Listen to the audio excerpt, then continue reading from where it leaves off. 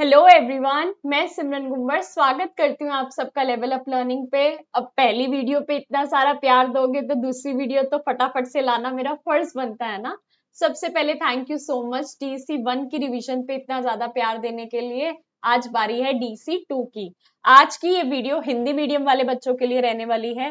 DC2 की complete revision कराने वाले हैं, इंपॉर्टेंट क्वेश्चंस कराने वाले हैं जो कि आपके पेपर में आने के पूरे पूरे चांसेस हैं। ये कुछ क्वेश्चंस ऐसे हैं जो पास्ट ईयर्स में पूछे गए हैं या कुछ बहुत इंपॉर्टेंट कॉन्सेप्ट्स को कवर करते हैं जो कि आगे आने के चांसेस हैं। वो मैं आपको बहुत ही प्यारे तरीके से, अच्छे तरीके से समझाऊंगी। ये मेरे द्वारा मेरे लिखे गए नोट्स हैं जिसमें से मैं आपको पढ़ा रही हूँ। ठीक है जी। इसके साथ साथ अगर आप ये नोट्स परचेज करना चाहो पर सब्जेक्ट 100 रुपीज, तीनों सब्जेक्ट्स के 300 में मिल जाएंगे। लेवल अप लर्निंग का कॉन्टेक्ट नंबर आपको स्क्रीन पर शो हो रहा है, इसके व्हाट्सएप पे मैसेज कर देना। इंपॉर्टेंट क्वेश्चन आंसर लेने हैं, डिटेल्स आ जाएंगी। ठीक है जी, बिना किसी देरी के स्टार्ट करते हैं अपनी पढ़ाई। DECE2। देखो, अगर कोई मुझसे पूछे कि मैम DC1, DC2, DC3 में से सबसे मुश्किल कौन सा है, तो मैं आपको बोलूंगी DC2 सबसे मुश्किल है, क्योंकि इसमें थोड़ी सी साइंस आ जाती है ना। इसमें थोड़ी सी चीजें आपको लर्न करनी पड़ेंगी। तो क्या करना, थोड़ा फोकस करना, ज्यादा से ज्यादा चीजों को दिमाग में फिट करने की। ठीक है। अब पहला क्वेश्चन, ये इस टाइप का ना क्वेश्चन आपसे पेपर में बार बार पूछ लिया जाता है। बार बार पूछ लिया जाता है तो हम तो बिल्कुल पढ़ाएंगे। किन्हीं दो स्थूल पोषक तत्व एवं दो सूक्ष्म पोषक तत्वों के प्रमुख स्रोत क्या सोर्सेज हैं और उनके कार्य की सूची बनाओ। ठीक है, हमने पहले ऐसे यहां पर लिख दिया। क्या दो स्थूल पोषक तत्व क्या है? एक कार्बोज है, दूसरा प्रोटीन है। दो सूक्ष्म पोषक तत्व क्या है? विटामिन ए है और पोटेशियम है। अब इनके हम क्या क्या बताएंगे? इनके हम खाद्य पदार्थ बताएंगे, यानी कि स्रोत बताएंगे और कार्य बताएंगे। सबसे पहले हमने लिया स्थूल पोषक तत्व।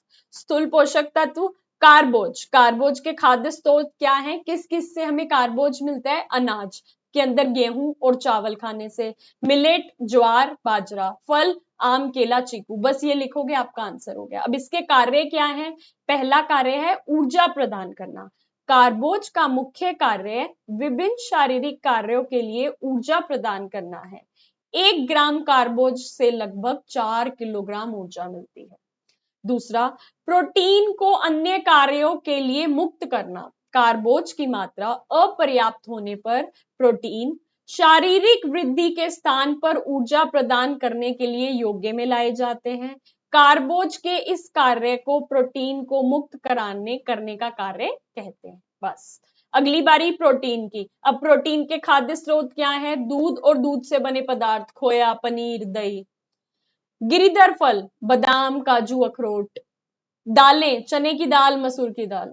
अब इसके कार्य पे आ जाते हैं। शरीर निर्माण एवं वृद्धि। प्रोटीन शरीर को अमीनो एसिड प्रदान करता है जो शरीर में नए ऊतकों के निर्माण तथा टूटे फूटे ऊतकों की मरम्मत के लिए आवश्यक है। प्रोटीन शारीरिक वृद्धि तथा शरीर के रख रखाव में सहायता करता है।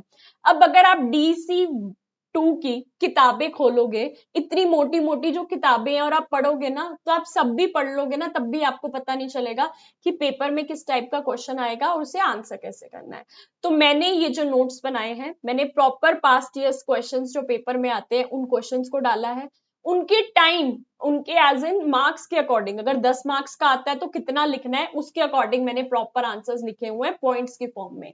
बिल्कुल इस तरीके से भी आंसर लिख कर आओगे ना तो ऐसे लगेगा मैम इतने प्यार से 80+ 90+ मार्क्स आ गए। आगे मैं आपको बच्चों की ओरिजिनल आंसर शीट दिखाऊंगी। इग्नू वाले स्टूडेंट्स जो हमारे पुराने बच्चे हैं, टॉपर्स रह चुके हैं, 80+ 90+ मार्क्स स्कोर करे हैं, उन्होंने कैसे पेपर अटेंड किया था वो भी मैं इसमें दिखाऊंगी। प्रोटीन नियामक एवं सुरक्षात्मक पदार्थ के रूप में कार्य करता है।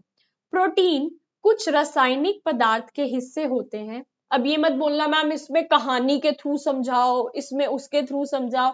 ये ना साइंस बेस्ड चीजें हैं, रटने वाली चीजें हैं, समझने वाली चीजें हैं। अब इसके अंदर कोई कहानी नहीं बन सकती, कोई लंबी चौड़ी एक्सप्लेनेशन नहीं है। जो बता रही हूं अच्छे से सुन लो, याद कर लो, पेपर में लिख के आ जाना, कहानी खत्म। प्रोटीन कुछ रासायनिक पदार्थ के हिस्से होते हैं जो शरीर की मुख्य प्रक्रियाओं को नियमित करने के लिए आवश्यक होते हैं। प्रतिरक्षी कारक जो कि रोगों से शरीर की रक्षा करते हैं वो प्रोटीन ही होते हैं। आगे बढ़ते हैं। अब सूक्ष्म पोषक तत्व में हम विटामिन ए के बारे में बता रहे हैं। विटामिन ए के स्रोत हैं दूध, मक्खन, घी, अंडा, मछली, कलेजी, शार्क मछलियों में यकृत का तेल। अब इसके कार्य क्या हैं?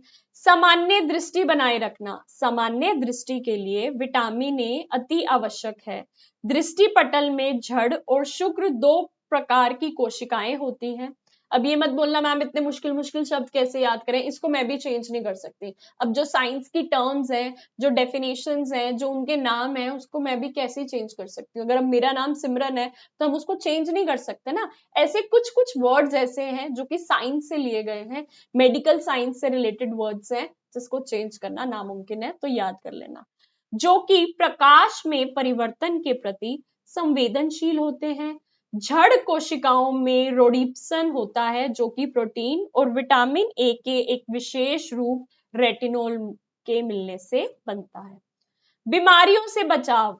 एपिथीलियम ऊतकों को नम तथा स्वस्थ बनाए रखने के लिए विटामिन ए महत्वपूर्ण है। विटामिन ए की कमी होने पर एपिथीलियम ऊतक शुष्क हो जाते हैं तथा त्वचा में दरारें पड़ जाती हैं, जिसमें जीवाणु आसानी से शरीर में प्रवेश कर जाते हैं और बीमारियां होती हैं। विटामिन ए की कमी से अगर आप स्किन देखोगे ना, ऐसे फटी फटी सी फील होती है। ठीक है, अगला हो गया क्या? पोटेशियम। पोटेशियम के स्रोत क्या हैं? ये देख लो।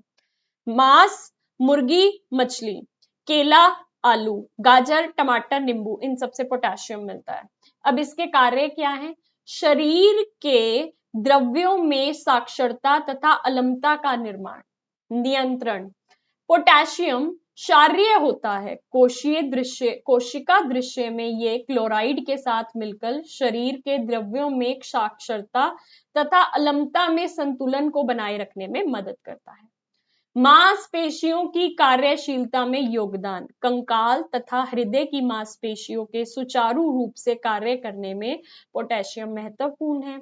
ये स्नायु द्वारा संदेश भेजने में सहायता करता है, जिससे मांसपेशियों का संकुचन होता है। आगे चलते हैं।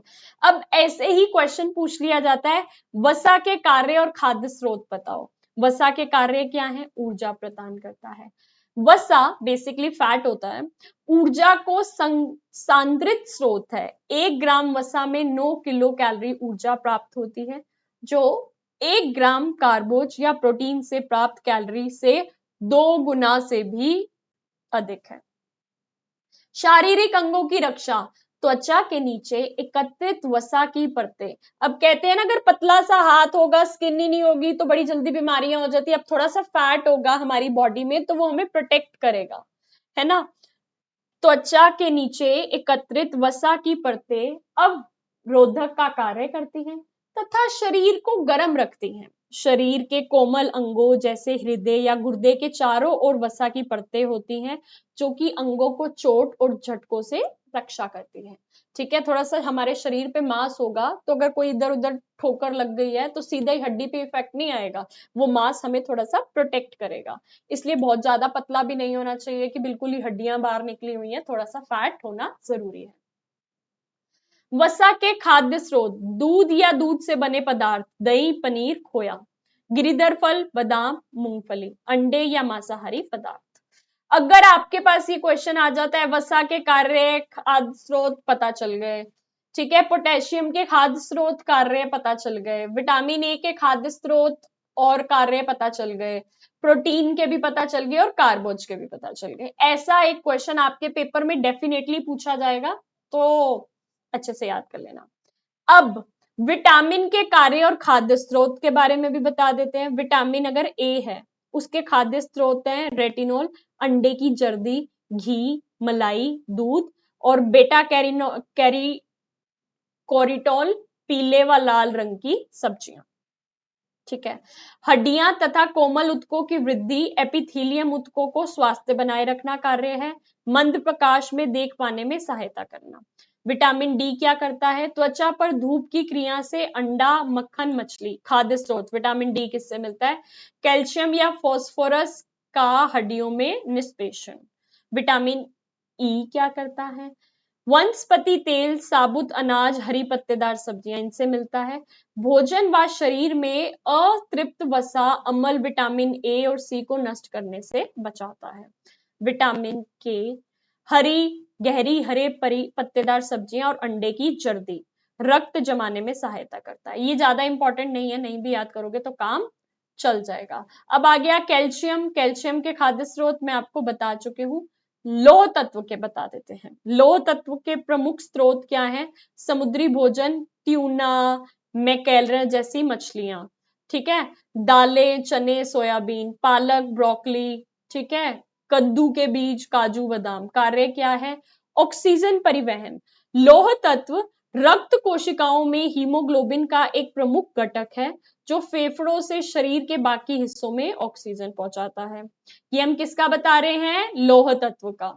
प्रतिरक्षा कार्य। लौह तत्व प्रतिरक्षा कोशिकाओं, विशेष रूप से लिम्फोसाइटों के प्रसार और परिपक्वता के लिए आवश्यक है। संज्ञानात्मक कार्य। पर्याप्त लौह तत्व का स्तर उचित मस्तिष्क कार्य और संज्ञानात्मक विकास का समर्थन करता है।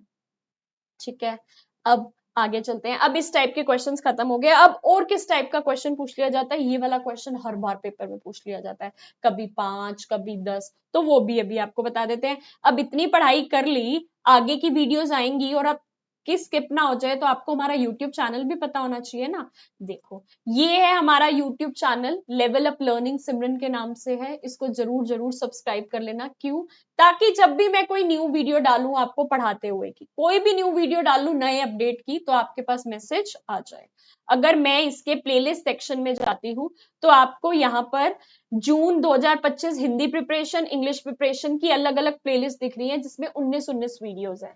अगर मैंने ये हिंदी वाली प्लेलिस्ट खोली, ठीक है, अगर मैं इसके नीचे आपको दिखाऊं तो इतनी सारी वीडियोस डाली हुई है। ये 19 वीडियोस अगर आपने पूरी की पूरी देख ली ना 2-2 बार, तो आपको मेरे नोट्स भी लेने की जरूरत नहीं।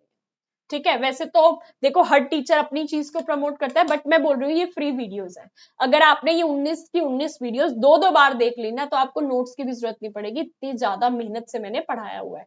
तो हर बार इस चीज के पीछे मत भागा करो कि मैम लाइव सेशन लो या मैम नई वीडियो लेकर आओ। जब इंपॉर्टेंट चीजें जो पढ़ाई हैं वही पेपर में आ गई हैं, तो उसको सेम बात को दोबारा पढ़ाने का कोई फायदा नहीं है ना। तो आपके लिए तो प्लेलिस्ट बनाइए, इन प्लेलिस्ट से पढ़ो, आप ही का फायदा है। 1 की सारी वीडियोस हैं, DC2 की सारी वीडियोस हैं, DC3 तो block wise, block 1, block 2, block 3, block 4, block 5 सब पढ़ाया हुआ है। 90+ मार्क्स कैसे स्कोर करने हैं, फ्रंट शीट कैसे भरनी है, सब बताया है, तो देख लेना। और चैनल को सब्सक्राइब जरूर कर लेना, क्योंकि ढेरों न्यू वीडियोस आने वाली हैं। मैं ढेरों पढ़ा रही हूँ, कोई भी अपडेट छूटे ना। हर वीडियो के नीचे टेलीग्राम चैनल का लिंक गिवन है, ज्वाइन कर लेना। 14,000 से ऊपर सब्सक्राइबर्स हैं, इसके अंदर सारे के सारे न्यू अपडेट्स डलते रहते हैं, क्या है क्या नहीं। और सबसे ऊपर अगर आप पिंड मैसेज पे क्लिक करोगे तो DEC की हिंदी और इंग्लिश मीडियम की बुक्स मैंने डाली हुई हैं। अगर आप बुक से भी पढ़ना चाहते हो तो फ्री में यहाँ से आप PDF डाउनलोड करके पढ़ सकते हो। कोई ऐप नहीं लेनी, कोई बुक नहीं लेनी, कोई क्या कहते हैं वेबसाइट पे नहीं जाना, बस यहाँ से जो जो वाला ब्लॉग पढ़ना है उसको डाउनलोड करना, उसको पढ़ लेना। ठीक है, अब बच्चे बोलते हैं मैम आपके बच्चों के सच में अच्छे रिजल्ट आते हैं क्या? ये देखो 90+ मार्क्स, 93 मार्क्स प्रोजेक्ट में, ठीक है, 90+ मार्क्स, मतलब इतने सारे बच्चों के 90s में मार्क्स आए हुए हैं, 80, 90, 94। ये हमारा टॉपर ही था, देख लो। पेपरों में भी 96, 98, प्रोजेक्ट में 97, 98, 98, 98। तो इतने सारे बच्चों के 90s में मार्क्स तभी आ रहे हैं, कैसे आ रहे हैं? क्योंकि हम सच्चे दिल से पढ़ा रहे हैं। सच्चे दिल से हम पढ़ा रहे हैं और आप सच्चे दिल से काम करोगे तो अगली बार के टॉपर आप बन जाओगे। ठीक है, अब मैं आपको एक आंसर शीट दिखा देती हूँ हमारे ही एक बच्चे की। ठीक है, अब अगर मैं इसको थोड़ा सा ये कर दूं, ऐसी ओरिजिनल आपको आंसर शीट मिलेगी जब आप पेपर देने जाओगे। ऐसे फ्रंट पेज में जो जो भरना है, मैंने एक चैनल पे वीडियो डाली है, इसके अंदर कैसे कैसे क्या क्या भरना है उसे देख लेना। हमारे ही बच्चे की आंसर शीट है, देख सकते हो 90 नंबर आए हैं, 90 मार्क्स आए हैं। कैसा प्रॉपर प्रोसीजर है, कैसे कंक्लूजन लिखना है, कैसे पॉइंट वाइज लिखना है, जो तरीके में बताती हूँ बच्चे ने बिल्कुल वैसा ही फॉलो किया है, साफ सुथरा पेपर करके आया और 90 मार्क्स मिले हैं। इग्नू में इतनी आसानी से 90 मार्क्स नहीं मिलते, तो मैं आपको सारी टिप्स एंड ट्रिक्स बताती रहूंगी, टेंशन मतलब, बस प्यार से पढ़ लेना। बढ़ते हैं अगले क्वेश्चन की तरफ। अगला क्वेश्चन क्या कह रहा है? अगला क्वेश्चन कह रहा है पोषण और स्वास्थ्य शब्दों का अर्थ बताइए। पोषण क्या होता है और स्वास्थ्य क्या होता है, उसका अर्थ बताइए। इन दोनों के बीच अंत संबंध स्पष्ट कीजिए। ठीक है जी, बता देते हैं। सबसे पहले हम बताएंगे कि पोषण क्या होता है। खाद्य पदार्थ, उनमें पाए जाने वाले पोषक तत्व और अन्य पदार्थ, पोषक तत्वों की क्रिया, अंतक्रिया और संतुलन का स्वास्थ्य और बीमारी से संबंध। प्रणालियों द्वारा खाद्य पदार्थ को खाने, पचाने, अवशोषित करने, पोषण तत्वों का संग्रह, पदार्थ पोषक तत्वों का विभिन्न कोशिकाओं तक पहुंचना, उनका शरीर में उपयोग, उत्सर्जन, इन सभी से संबंधित अध्ययन पोषण विज्ञान कहलाता है। मैंने कोई खाने वाली चीज खाई, चबाई, चबा के वो अंदर गई, उसका पोषक तत्व जहां जहां पर जाना चाहिए था वो गया, वेस्ट प्रोडक्ट जहां पे जाना चाहिए था वो वेस्ट प्रोडक्ट गया, वो सारा प्रोसेस जो अंदर जाके मतलब उसका पोषक तत्व निकाल के उसकी वहां तक पहुंचा रहा है, कहां तक पहुंचा रहा है, जहां पर उसको पहुंचना चाहिए, तो ये पोषण का विज्ञान कहलाता है। बहुत ही मुश्किल मुश्किल शब्द इसके अंदर हैं जिसको मैं भी चेंज नहीं कर सकती, साइंस के टर्म्स है, तो याद कर लो। थोड़ी बहुत स्पेलिंग मिस्टेक होगी भी तो कोई कुछ कहेगा नहीं।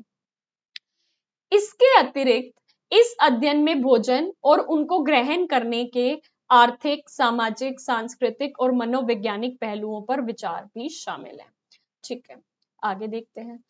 भोजन में पोषक तत्व पाए जाते हैं और इसमें ऐसे पदार्थ भी होते हैं जिसमें अवशोषक तत्व कहते हैं। हमारे शरीर को प्रत्येक पोषक तत्व की एक निश्चित मात्रा में आवश्यकता होती है। ठीक है, अब यहां पर आगे चलते हैं हम।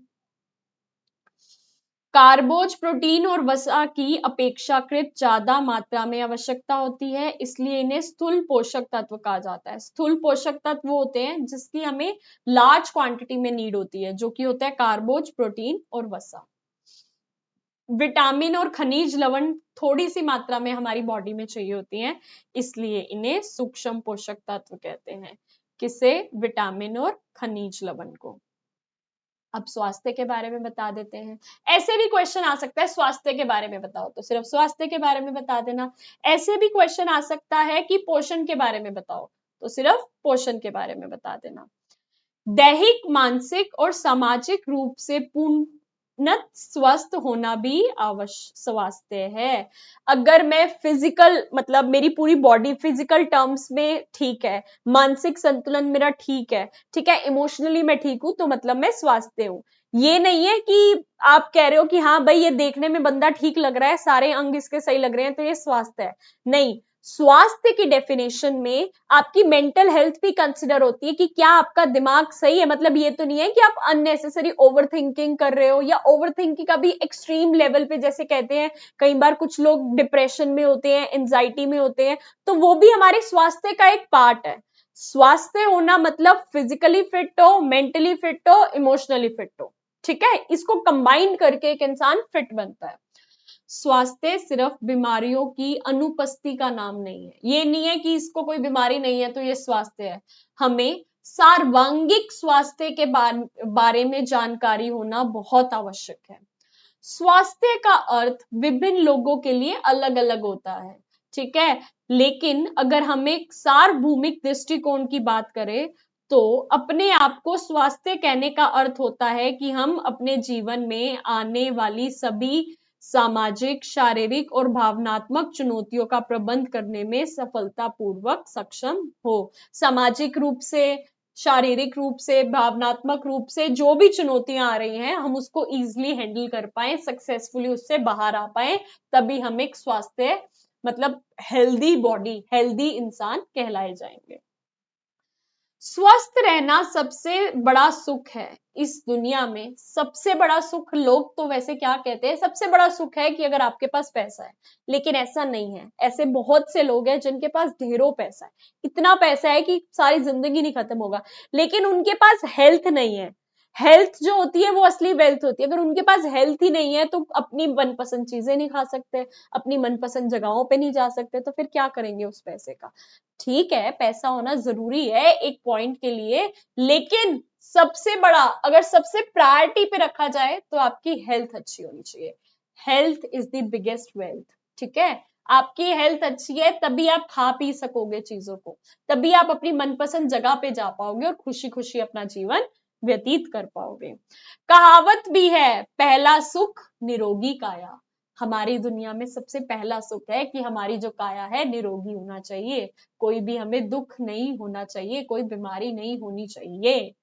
कोई आदमी तभी अपने जीवन का पूरा आनंद उठा सकता है जब वो शारीरिक और मानसिक रूप से स्वस्थ रहे। शारीरिक रूप से तो स्वस्थ है, ठीक है, लेकिन उसका मानसिक रूप से भी स्वस्थ होना बहुत जरूरी है। अगर वो मेंटली फिट है, सोच रहा है कि हाँ भाई मैं ठीक हूं, मुझे इस दुनिया को एंजॉय करना है, तभी एंजॉय कर सकता है। अब पोषण और स्वास्थ्य में अंत संबंध, अब इन दोनों में क्या इंटर रिलेशन है वो भी आपको समझना जरूरी है। पोषण और स्वास्थ्य का घनिष्ठ संबंध है, बहुत इंपॉर्टेंट क्वेश्चन है, इसलिए इतनी डिटेल में समझा रही हूँ। अच्छे स्वास्थ्य के लिए उचित पोषण का होना अनिवार्य है। अगर मैं चाहती हूं कि मैं स्वस्थ रहूं, हेल्दी रहूं, तो मैं अच्छा खाना खाऊंगी, अच्छे पोषण वाली चीजें खाऊंगी, तभी तो स्वस्थ रहूंगी ना। डेली चाउमीन, स्प्रिंग रोल, ऐसे पिज्जा बर्गर खाती रहूंगी तो क्या मैं स्वस्थ रह सकती हूँ? नहीं। जंक फूड खाकर कितना ही स्वस्थ रह लोगे। ठीक है, तो आप अगर पोषण युक्त खाना खाओगे तभी आप स्वस्थ रह सकते हो। सामान्य विकास व जीवन पर्यटन स्वस्थ रहने के लिए उचित प्रकार का भोजन उपयुक्त मात्रा में लेना जरूरी है। यदि आहार अपर्याप्त होगा तो व्यक्ति का स्वास्थ्य प्रभावित होता है। हो सकता है कि शरीर का कोई भाग ठीक प्रकार से कार्य ना करे और फिर कोई बीमारी हो जाए। ये जो चाउमीन बर्गर पिज्जा खाते हो, लॉन्ग टर्म में जब इससे बीमारियां होंगी तो समझ आएगा। उदाहरण, हमारे देश में प्रतिवर्ष हजारों बच्चे अपने नेत्रों की ज्योति खो देते हैं क्योंकि उनके आहार में पर्याप्त मात्रा में विटामिन ए नहीं होता। आपको पता है जब आपका बच्चा छोटा होता है ना, उसकी आंखों की रोशनी बन रही होती है, डेवलप हो रही होती है, और अगर आपने उसकी डाइट में विटामिन ए अच्छे से नहीं दिया पर्याप्त मात्रा में, तो कई बच्चे अपनी नेत्रों की रोशनी खो देते हैं। ठीक है, तो आपको ध्यान रखना है। पोषण व्यक्ति के स्वास्थ्य को प्रभावित करने वाले प्रमुख कारकों में से एक है। भोजन पोषक तत्वों का स्रोत है, अतः उचित खाद्य पदार्थों को उचित मात्रा में ग्रहण करना अनिवार्य हो जाता है। यदि भोजन उचित प्रकार का ना हो तो किसी एक या अधिक पोषक तत्वों की कमी व अधिकता से हानिकारक प्रभाव पड़ेगा। अब मैं सोच रही हूँ कि भाई मैं ये डाइट खा रही हूँ, इसमें बहुत प्रोटीन है, बहुत प्रोटीन है, बस मैं प्रोटीन प्रोटीन वाली डाइट खाई जा रही हूँ, लेकिन कार्बोहाइड्रेट्स भी तो जरूरी हैं, फैट्स भी तो जरूरी है, कैल्शियम भी तो जरूरी है, पोटेशियम भी तो जरूरी है। तो हमें एक ऐसे बैलेंस डाइट खानी है जिसमें पर्याप्त मात्रा में सारे पोषक तत्व हो। अच्छे स्वास्थ्य के लिए अच्छा भोजन पूर्वापेक्षित है। उचित पोषण अनिवार्य तो है, परंतु अनुकूल स्वास्थ्य के लिए पर्याप्त नहीं। खाए जाने वाला भोजन केवल पौष्टिक ही नहीं अपितु स्वच्छ व हानिकारक कीटाणुओं से मुक्त भी होना चाहिए। अब आप बैलेंस डाइट तो खा रहे हो, लेकिन वो ऐसी जगह पर बनी है जहां कीड़े मकोड़े हैं या साफ जगह में नहीं बनी, तो फिर भी तो हानिकारक है ना, तो साफ भी होना चाहिए। शरीर में उत्पन्न वो स्थिति जो पोषक तत्वों की कमी, अतिरिक्तता अथवा असंतुलन के कारण उत्पन्न होती है, कुपोषण कहलाती है। भाई नेचुरली सी बात है, मैं बैलेंस डाइट नहीं खाऊंगी, मैं बर्गर पिज्जा चाउमीन मोमोज खाती रहूंगी, तो एक पॉइंट के बाद आके मेरे अंदर का प्रोटीन कैल्शियम कार्बोहाइड्रेट सब कम हो जाएगा ना, फिर मेरे अंदर कुपोषण आ जाएगा, कुपोषण का शिकार हो जाऊंगी ना मैं। तो बेसिकली आपका बच्चा, आपके स्कूल में आने वाला बच्चा रेगुलर जंक फूड खाता रहेगा, हेल्दी फूड नहीं खाएगा, तो एक पॉइंट के बाद उसका वो कुपोषण का शिकार होने लग जाएगा। और एक बार कुपोषण का शिकार हो गए तो आपके शरीर में बीमारियां बढ़ती बढ़ती बढ़ जाएंगी। बहुत ही इंपॉर्टेंट क्वेश्चन था जो कि हो गया डन। एक और इंपॉर्टेंट पॉइंट क्वेश्चन बताते हैं, बहुत प्यारा क्वेश्चन है, पेपर में पूछ लिया जाता है। पोषणात्मक स्तर और संक्रमण के बीच में क्या संबंध है? अब ये तो मैं आपको पढ़ के बता दूंगी, ठीक है, तुम याद भी कर लोगे, लेकिन मैं आपको इसको शॉर्ट में समझा देती हूँ ताकि पेपर में जब आए तो आप अपनी मनगढ़ंत भी लिख कर आना चाहो तो लिख सकते हो। ये नहीं मैं कह रही कि जो मैं पढ़ा रही हूँ एक एक शब्द ये लिख कर आना है, आप चीजों को समझो। चीजों को समझो, इतना डांट डांट के जो मैं पढ़ाती हूँ इसलिए पढ़ाती हूँ ताकि दिमाग में आपके फिट कर जाए, आप पेपर में अपने हिसाब से लिख के आ जाना। अब ये कह रहे हैं पोषणात्मक स्तर, न्यूट्रिशनल लेवल और संक्रमण के बीच में क्या संबंध है। बहुत नेचुरली सी बात है, अगर मेरा जो न्यूट्रिशनल लेवल है, पोषणात्मक स्तर अच्छा है, मैं प्रोटीन, कार्बोहाइड्रेट, कैल्शियम, विटामिन सब से पर्याप्त भोजन खा रही हूं, तो मेरा पोषणात्मक स्तर अच्छा होगा। मेरा पोषणात्मक स्तर अच्छा होगा तो बीमारियां मुझसे उतनी दूर रहेंगी और मैं बीमार नहीं पड़ूंगी, है ना। दूसरा पॉइंट, अब कह रहे हैं संक्रमण, अगर आपको संक्रमण हो गया, आपको फीवर हो गया, आपको कोई बीमारी हो गई, तो डॉक्टर आपको दवाई देगा। डॉक्टर आपको दवाई देगा, आप घर आके वो दवाई खाओगे। पहली चीज, आप वो दवाइयों में कुछ कुछ चीजें ऐसी होती हैं, हमें दवाई खाने के बाद भूख ही नहीं लगती, मन ही नहीं करता कुछ खाने का, तो वो हम नहीं खाते। नहीं खाते तो फिर से हमारा वो पोषणात्मक स्तर नीचे हो जाता है ना। दूसरा पॉइंट, जब आप बीमार होते हो तो आपसे खाना खाया ही नहीं जाता, ऐसे परेशान से रहते हो। पहले बीमार, पहले पोषण कम है, बीमार होके और नहीं खा रहे और कम हो गया, तो वो संक्रमण बढ़ता बढ़ता बढ़ता जाएगा और पोषणात्मक स्तर खत्म हो जाएगा। पेपर में अभी जो मैं पढ़ा रही हूं अगर याद ना आया तो मैंने जो पॉइंट समझाया है उसको अपनी भाषा में लिखकर आ जाना। सबसे पहले इन्होंने बताया पोषण स्तर क्या होता है। पोषण स्तर से तात्पर्य है व्यक्ति के स्वास्थ्य की उस स्थिति से है जो कि पोषण तत्वों को ग्रहण करने तथा शरीर द्वारा उनके उपयोग में परिणाम स्वरूप उत्पन्न होती है। अच्छे पोषण स्तर का अर्थ है कि पोषक तत्व उपयुक्त मात्रा में उपलब्ध हैं, ना कि अधिक ना कि कम। कोई चीज कम भी नहीं होनी चाहिए, कोई चीज ज्यादा भी नहीं होनी चाहिए। कुपोषण और संक्रमण, कुपोषण का शिकार माल न्यूट्रिशन, अगर मैंने अच्छी डाइट नहीं ली, अगर किसी बच्चे ने अच्छी डाइट नहीं ली तो कुपोषण का शिकार हो जाएगा। कुपोषण का शिकार हो जाएगा तो बीमारियां होंगी। तो ये ना एक सर्कल है, एक बार एक बच्चा कुपोषण का शिकार हो गया तो उसको बार बार बीमारियां होती रहेंगी, बीमारी ठीक करोगे फिर कुपोषण हो जाएगा, कुपोषण से मतलब ये एक साइकिल में ना बंदा फंस जाएगा। कभी कुपोषण के शिकार है तो बीमारियां ही होती रहेंगी, डॉक्टर के ही चक्कर काटते रह जाओगे। तो ऐसा ना हो तो पहले ही अच्छी अच्छी चीजें खा लेना। कमजोर बच्चे जल्दी बीमार पड़ते हैं। कुपोषण से ग्रस्त बच्चों को संक्रमण होने की संभावना अधिक होती है। कुपोषण और संक्रमण के बीच संबंध को एक दुष्चक्र के रूप में दर्शाया गया है। ये एक दुष्चक्र है, ठीक है। कुपोषण का संक्रमण पर क्या प्रभाव पड़ रहा है, मैं अंदर की एक्सप्लेनेशन नहीं पढ़ रही क्योंकि रिवीजन है, ये एक्सप्लेनेशन कराने लगी तो पता नहीं वीडियो कितनी लंबी चली जाएगी। मेन मेन पॉइंट्स बता रही हूं, पढ़ लेना। शरीर में प्रतिरक्षी एंटीबॉडीज के उत्पादन में कमी, क्या कह रहे हैं, अगर कोई बच्चा कुपोषण का शिकार है तो उसके शरीर में एंटीबॉडीज बहुत कम बनेंगी। आपको पता है अगर आप एक हेल्दी पर्सन हो तो आपकी बॉडी में इतनी एंटीबॉडीज बनती है, छोटे मोटे वायरस कीटाणु तो आके कब मर के चले जाते हैं आपको पता भी नहीं चलता। लेकिन अगर कुपोषण का शिकार है कोई इंसान तो उसमें एंटीबॉडीज कम बनती है, एंटीबॉडीज कम बनेंगी तो जल्दी बीमार पड़ जाएगा। दूसरा, त्वचा तथा श्लेष्मा झिल्ली का संपूर्णता पर प्रभाव। अब क्या होती है त्वचा और श्लेष्मा झिल्ली, ये भी ना बहुत सी वायरस, बहुत से बैक्टीरिया से हमें प्रोटेक्ट करती है। तो कुपोषण के शिकार बच्चों की आप देखोगे हड्डियां नजर आ रही है, मांस दिखता ही नहीं है ना। तो वो उसकी वजह से भी क्या होता है, उनके अंदर ज्यादा जल्दी बैक्टीरिया वायरस आ जाते हैं और बीमार हो जाते हैं। ये आपको स्क्रीन पर शो हो रहा है। अब कह रहे हैं संक्रमण का पोषण स्तर पे क्या प्रभाव पड़ेगा। भोजन में अंत ग्रहण में कमी, भाई बच्चा बीमार हो गया, डॉक्टर के पास ले गए, दवाई खिला दी, वैसे ही उसका कुछ मन नहीं करेगा खाने का, कुछ खाएगा नहीं तो फिर और बीमार पड़ जाएगा, मतलब और उसके प्रोटीन कैल्शियम कम हो जाएंगे। दूसरा, पोषक तत्वों के अवशोषण पर प्रभाव। अब्सॉर्प्शन क्या होता है कि जो हम पोषक तत्व कई बार हेल्दी बैलेंस डाइट खा भी रहे हैं ना, कुछ कमी के कारण वो बैलेंस डाइट के जो प्रोटीन है, जो कैल्शियम है, विटामिन है, वो हमारी बॉडी ग्रहण ही नहीं कर पाती, ऑब्जर्व ही नहीं कर पाती। तो बैलेंस डाइट खा भी रहे हो फिर भी आपके अंदर प्रोटीन कैल्शियम नहीं आएंगे, ये भी दिक्कत है किसकी, संक्रमण की। निष्कर्ष, आपको पता है आप सिमरन मैम के बच्चे हो, अगर आप चाहते हो कि आप अच्छे मार्क्स लेकर आओ तो हर क्वेश्चन का आंसर पहले इंट्रोडक्शन, फिर मेन पॉइंट्स, ठीक है, फ्लो चार्ट और एंड में कंक्लूजन। ऐसे जब फॉलो करके आओगे ना, जैसे ये बच्चे की मैंने आंसर शीट दिखाई थी, देखो इंट्रोडक्शन, मेन पॉइंट्स, कंक्लूजन, हर आंसर में उस बच्चे ने फॉलो किया हुआ है। कंक्लूजन कैसे लिखना है, मेन पॉइंट्स।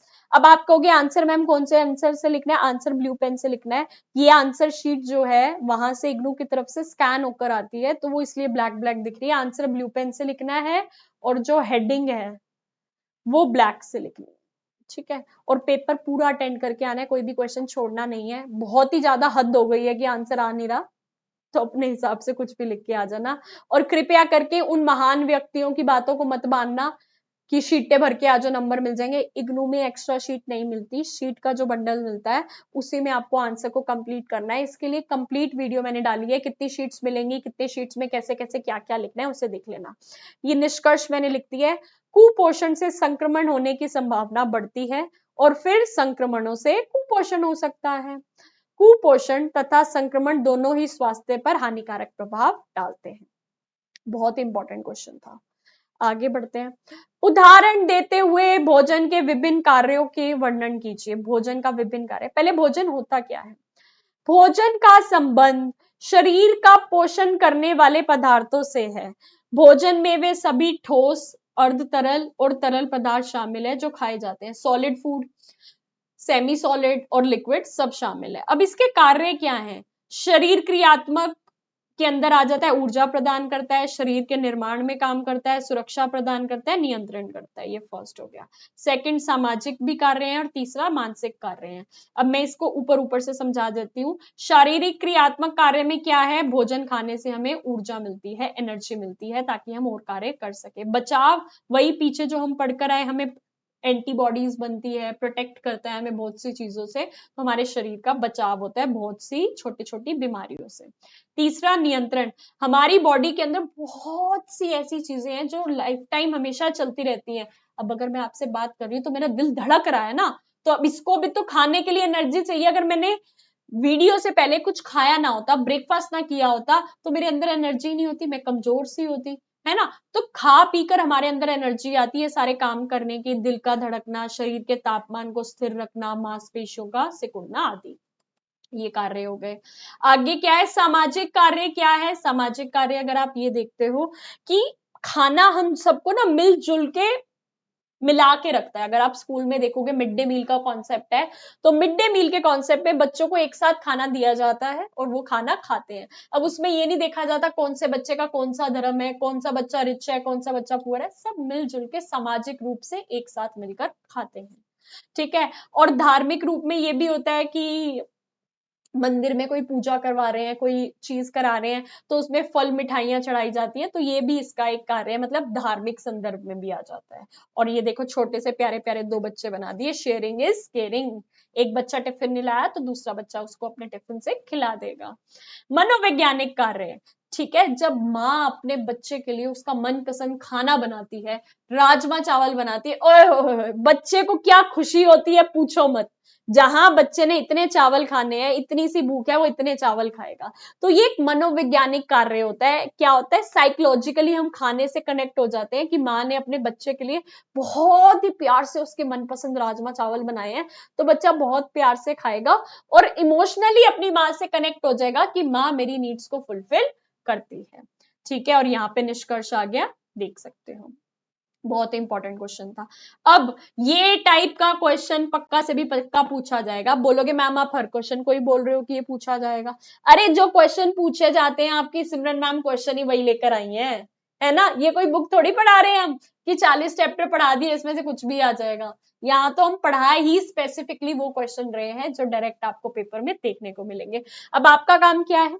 जैसे ही पेपर देकर आओगे बाहर आओगे, 30 सेकंड की मुझे एक छोटी सी वीडियो बनाकर भेज देना, मैम मेरा नाम ये है, मैं इस सिटी से बिलोंग करती हूँ और मुझसे पढ़कर आपको कैसा लगा, क्या मेरे पढ़ाए हुए क्वेश्चन आपके पेपर में आए या नहीं, उसकी एक वीडियो बनाकर भेज देना। इसके दो बेनिफिट्स हैं। पहला बेनिफिट, आपने अपने टीचर को देख रखा है, मैंने अपने स्टूडेंट्स को नहीं देख रखा, मैं अपने स्टूडेंट्स को देख लूंगी। दूसरा बेनिफिट, जब आप वीडियो में अपना नाम और अपनी सिटी बताओगे तो मेरे पास एक डाटा मेंटेन हो जाएगा कि मेरा इस बैच का बच्चा इस सिटी से है, इस बैच का बच्चा इस सिटी से है। कल को मेरे पास कोई जॉब अपॉर्चुनिटीज होती हैं या कोई जॉब का पता चलता है मुझे इस जगह पर ये वैकेंसी आ रही है, तो मैं आपको इन्फॉर्म कर पाऊंगी।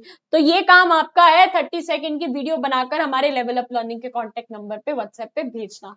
आई होप आप जितनी मेहनत से मैं ये पढ़ा रही हूँ, तुम इस मेहनत का छोटा सा रिवॉर्ड तो दे ही सकते हो। और जब रिजल्ट आएंगे, आंसर शीट्स आएंगी, ग्रेड कार्ड आएंगे, तो अपने अच्छे अच्छे ग्रेड कार्ड्स की पिक्चर्स हमारे लेवल अप लर्निंग के कॉन्टेक्ट नंबर पे भेज देना, क्योंकि जो बच्चे 80+ मार्क्स लेकर आते हैं उनके लिए स्पेशल गिफ्ट्स आपकी सिमरन मैम हमेशा रखती हैं। ठीक है, तो 80+ मार्क्स लेकर आना, पेपर में या प्रोजेक्ट में गिफ्ट आपकी सिमरन मैम आपको दे देंगी। अब इसके अंदर अगर आप ये सोच रहे हो कि मैम इसके पीछे की साइंस समझाएगी कि गर्भवती महिला को अनाज कितना देना चाहिए, उतना देना चाहिए, तो नहीं, साइंस का पेपर नहीं है, डीसी का पेपर है, तुम्हें पेपर देके खत्म करना है बस। तो जैसे लिखा हुआ है वैसे के वैसे दिमाग में फीड कर लो। ठीक है, हम मॉडर्न जमाने के टीचर हैं, हम अननेसेसरी ये नहीं कहते ये समझो वो समझो, जो जरूरी है वही समझो, जहां रट्टा सिर्फिकेशन से काम चल सकता है वहां वो चला दो। डन। गर्भवती महिला के लिए दोपहर का संतुलित आहार सुझाइए, बताइए कि व्यंजन सूची के प्रत्येक खाद्य पदार्थ से कौन कौन से पोषक तत्व मिलेंगे। बिल्कुल ऐसा आपको बनाकर आना है। दोपहर का आहार, खाद्य पदार्थ, मात्रा, मेन्यू। अनाज 20 ग्राम आटा, 40 ग्राम चावल, चपाती चावल। हरी पत्तेदार सब्जियां 100 ग्राम, पालक आलू की सब्जी। दूध 10 ग्राम, दही दे दी। दालें 30 ग्राम, हरी दली दाल दे दी। फल 1 सेब दे दिया। अनाज, अब अनाज के अंदर हम दे रहे हैं चावल, चावल जिससे कि क्या मिलेगा, कार्बोज मिलेगा और प्रोटीन मिलेगा। चपाती, विटामिन बी, विटामिन ई और कैल्शियम और लोहा तत्व मिलेगा। दूध से प्रोटीन और कैल्शियम मिलेगा। पालक आलू से विटामिन ए, सी और लोहा तत्व मिलेगा। हरी दाल से विटामिन ए, सी, लोहा तत्व। सेब से विटामिन सी और ए मिलेगा। बस कंप्लीट हो गया क्वेश्चन। सिर्फ ये बनाने के आपको पता है कितने नंबर मिलते हैं? 10 मार्क्स। सोच भी नहीं सकते तुम कितना आसान क्वेश्चन है। और अगर आपने पूरी इतनी मोटी मोटी किताबें भी पढ़ी होती ना, तब भी आप ये आंसर नहीं कर सकते थे। ठीक है, तो ये पेपर में आता है। लंच नहीं आएगा तो डिनर आ जाएगा, है ना? मोटा मोटा यही रहता है, कहीं भी लिख के आ जाना। ठीक है, आगे चलते हैं। चलो जी, रात का भी दिखाई देते हैं। गर्भवती महिला के लिए संतुलित रात का भोजन का विवरण और पर्याप्त पोषक तत्व। ठीक है, अब गर्भवती महिला का या छोटे बच्चे का आपसे क्यों पूछा जाएगा? क्योंकि आप ईसीई डीईसी कर रहे हो, इसमें हम प्रेग्नेंट लेडी से रिलेटेड बात करते हैं या छोटे बच्चों से रिलेटेड बात करते हैं। अनाज 20 ग्राम आटा, 40 ग्राम चावल, चपाती चावल। हरी पत्तेदार सब्जियां 100 ग्राम, आलू पालक की सब्जी, फलियां। 125 मिलीलीटर दूध। दाल 10 ग्राम, मसूर की दाल। फल 80 से 100 ग्राम, संतरा दे दिया। 50 ग्राम अन्य सब्जियां, आलू गोभी दे दी। अब इससे क्या क्या मिल रहा है? चावल से कार्बोज और प्रोटीन मिलेगा। ऐसे आप भी फॉर्म में टेबल बना के आओगे, खाद्य पदार्थ, मेन्यू, पोषक तत्व। पहले था क्या क्या कितने ग्राम मात्रा में दे रहे हैं, पहला टेबल। दूसरा टेबल ये है कि वो क्या क्या पोषक तत्व मिलेंगे। दूध, प्रोटीन, चपाती से विटामिन बी, ई, लोहा तत्व, कैल्शियम। दूध से प्रोटीन और कैल्शियम। मसूर की दाल लोहा तत्व, विटामिन ए। संतरा विटामिन सी, ए। हरी पत्तेदार सब्जियां लोहा तत्व, कैल्शियम। आलू गोभी से विटामिन ए। ठीक है, आगे चलते हैं। स्तनपान कराने वाली महिला के लिए दोपहर का संतुलित भोजन, ये आपको स्क्रीन पर दिख रहा है, फटाफट से देख लो। अनाज, फटाफट इसलिए करा रही हूं ताकि ज्यादा क्वेश्चन कवर हो जाए। 20 ग्राम आटा, 40 ग्राम चावल, चपाती चावल। हरी पत्तेदार सब्जियां, फलियां, पालक। वसा व तेल, कस्टर्ड। जड़ व मूलकंद, उबला हुआ आलू। दूध, दही, पनीर। फल में सेब दे दिया। ठीक है, अब बहुत इंपॉर्टेंट क्वेश्चन, बाल्यावस्था के दौरान 4 पोषण संबंधी विसंगतियों की को सूचीबद्ध कीजिए। बाल्यावस्था, छोटा बच्चा है, चाइल्डहुड के दौरान अगर आपने उसको पोषण वाला खाना नहीं दिया, ऐसे ही सोचा यार थकी हुई जॉब से आ रही हूँ, कुछ भी खिला देती हूँ ना बच्चे को, क्या हो गया, अगर आप ऐसा सोच के उसको कुछ भी खिला रहे हो तो लॉन्ग टर्म में जाकर आप भी परेशान होगे, आपका बच्चा भी परेशान होगा, क्योंकि पोषण संबंधी बहुत ऐसी विसंगतियां होती हैं जो बच्चे को झेलनी पड़ सकती है। इसलिए जब आपका बच्चा छोटा है, कृपया करके अपने बिजी शेड्यूल से ज्यादा समय निकाल के अपने बच्चे को पूरा का पूरा समय दें, उसकी हेल्थ के ऊपर फोकस करें, ताकि कल को आपको पछताना ना पड़े। विटामिन ए की कमी, विटामिन ए की कमी होगी तो ज़ेरोफ्थैल्मिया हो जाएगा। विटामिन ए की कमी भारत के एक गंभीर जन स्वास्थ्य समस्या है। विटामिन ए की कमी से आंखों में होने वाले परिवर्तनों लक्षणों से ज़ेरोफ्थैल्मिया कहते हैं।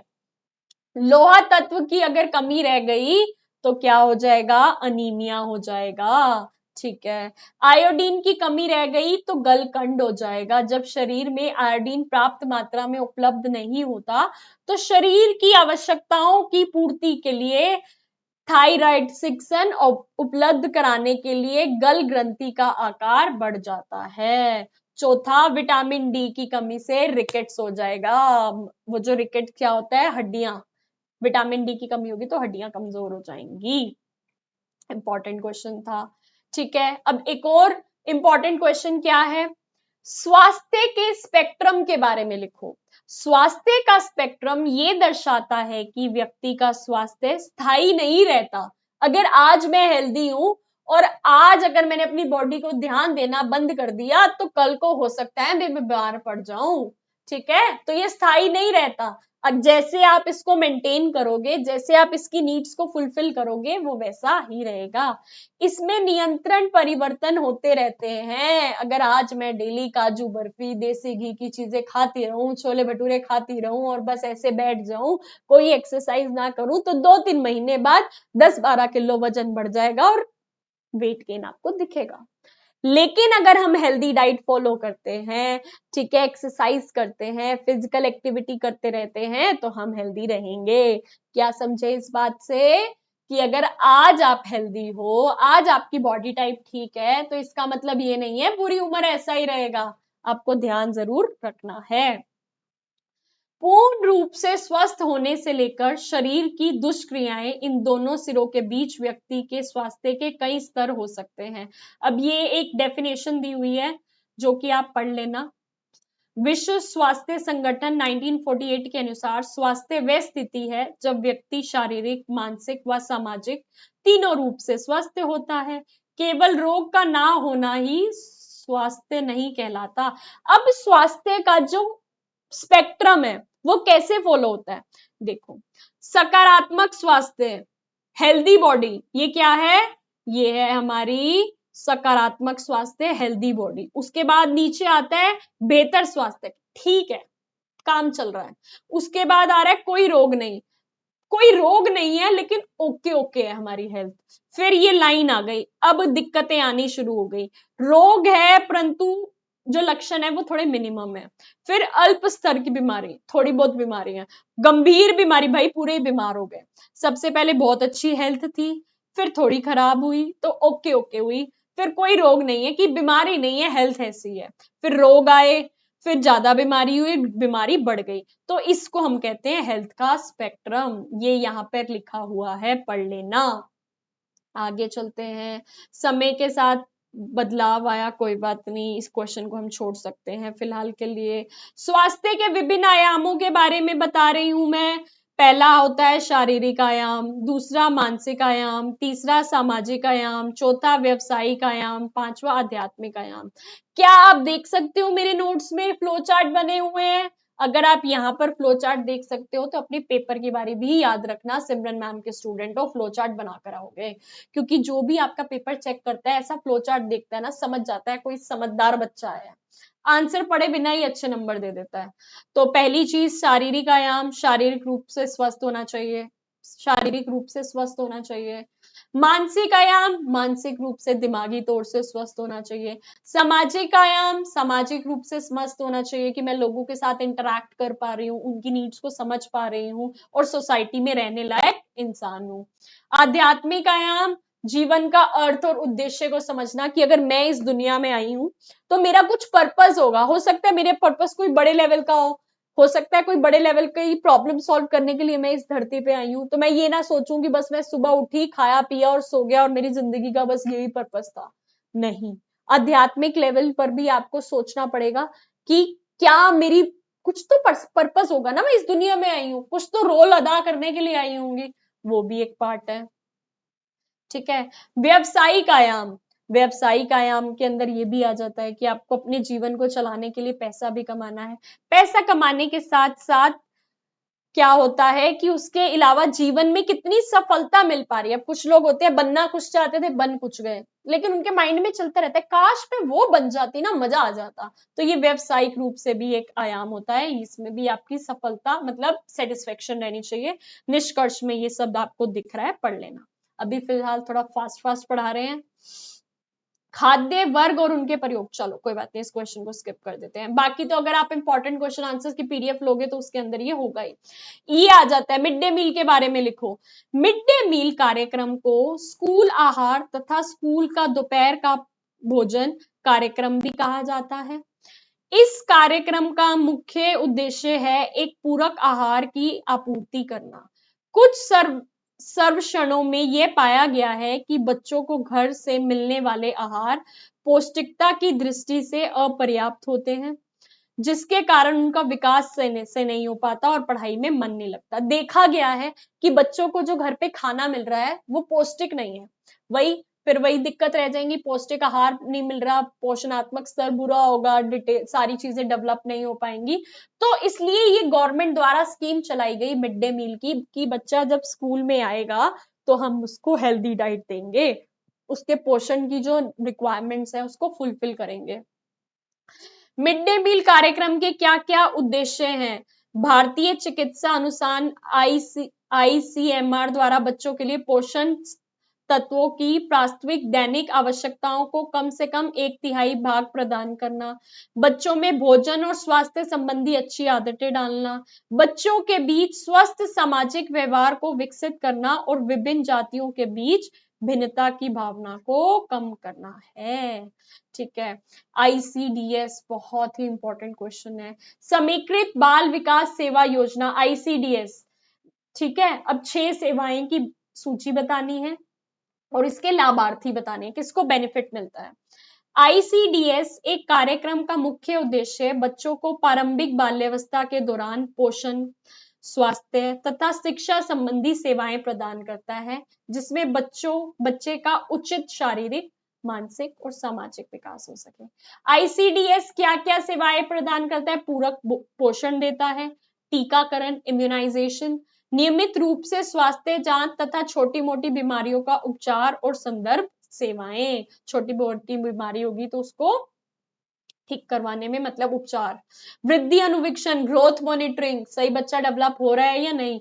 अनौपचारिक शाला पूर्व शिक्षा, इनफॉर्मल एजुकेशन, महिलाओं के स्वास्थ्य एवं पोषण संबंधी शिक्षा। पेपर में आ सकता है, तो ये 6 पॉइंट्स आपको पता होना चाहिए। ठीक है। लाभार्थी कौन कौन है, किस किस को बेनिफिट मिलता है आईसीडीएस के अंदर? 1 वर्ष से कम आयु के शिशु, 1 से 6 वर्ष तक के बच्चे, गर्भवती तथा स्तनपान कराने वाली महिलाएं और 45 वर्ष तक की आयु की सभी महिलाएं एवं 11 से 12 वर्ष की किशोरियां।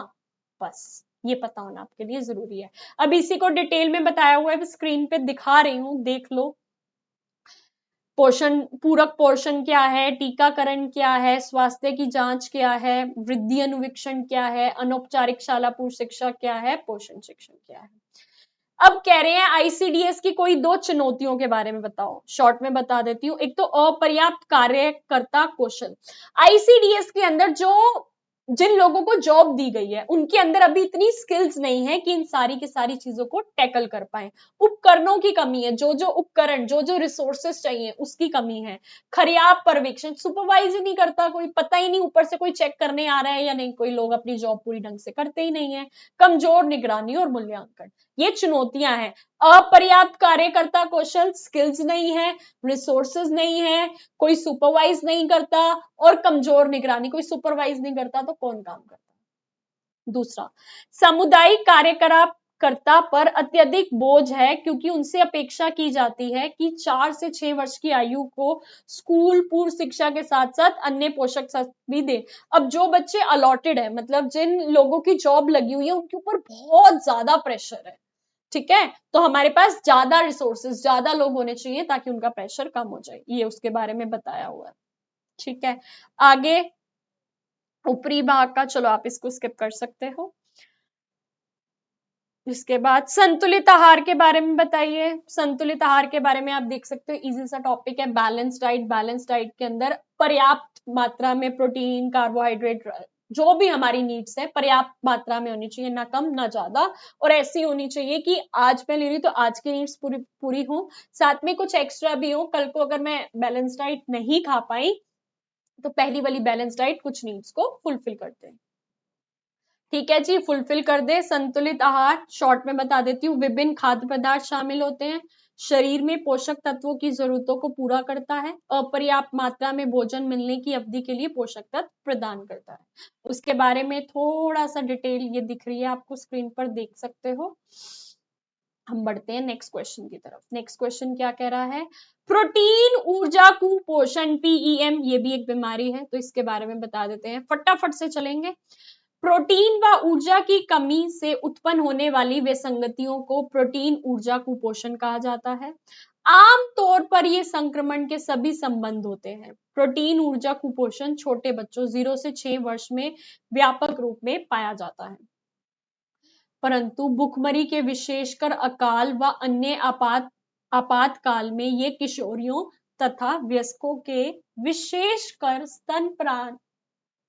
स्तनपान कराने वाली स्त्रियों में भी पाया जाता है। ठीक है, अब प्रोटीन ऊर्जा कुपोषण के निम्नलिखित 2 रूप हैं। पहला मरासमस, सूखा रोग, दूसरा क्वैशक्योर।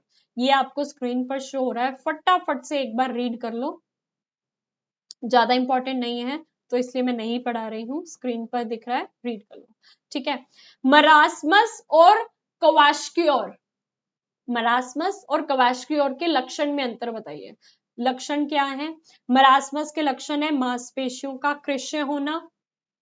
क्या क्या लक्षण है, मांसपेशियों का कृष्ण होना दिख रहा है आपको, यहाँ पे देख सकते हो, ना पनप पाना, लड़कियां चिड़चिड़ी हो जाती हैं, वृद्धि का रुक जाना, वृद्धि अवरोधन, ये आपको स्क्रीन पर दिख रहा है, आप पढ़ सकते हो, हमें थोड़ा सा फास्ट करना है ताकि जल्दी जल्दी हो पाए। क्वैशक्योर के लक्षण, शौफ व जलीय सूजन, वृद्धि अवरोधन और त्वचा में परिवर्तन। ठीक है जी, पता चल गए, आगे चलते हैं। निम्नलिखित बाल्यावस्था बीमारियों के लक्षण, प्रबंधन व्यवस्था और रोकथाम का वर्णन कीजिए। पहली चीज है काली खांसी। ठीक है, ये एक ऐसी संक्रामक स्थिति है जिसमें बच्चे को बहुत अधिक खांसी होती है, इस कारण उसे बेचैनी होती है और कभी कभी खांसते खांसते उल्टी भी आ जाती है। इसके लक्षण क्या है, ये बीमारी हल्की बुखार, नाक से बहना व खांसी के साथ शुरू होती है। लगभग 10 दिन बाद बच्चे से सांस लेते समय खो खो की आवाजें आती हैं। ये बीमारी के संक्रमण के जीवाणु श्वास नाली में श्लेष्मा की परत काफी मोटी और चिपकी कर देते हैं, जिसके कारण वायुमार्ग में वायु प्रवेश बहुत कम हो जाता है। मतलब बेसिकली जो हमारी ये पाइप जा रही है उसके अंदर मोटी सी परत बन जाती है, तो वायु अंदर जाने में दिक्कत होती है और फिर वो खांसी बन जाती है। ठीक है, जटिलताएं, बहुत ज्यादा खांसी से फेफड़े हमेशा के लिए खराब हो सकते हैं और आंखों की रक्त वाहिकाएं फट जाती हैं।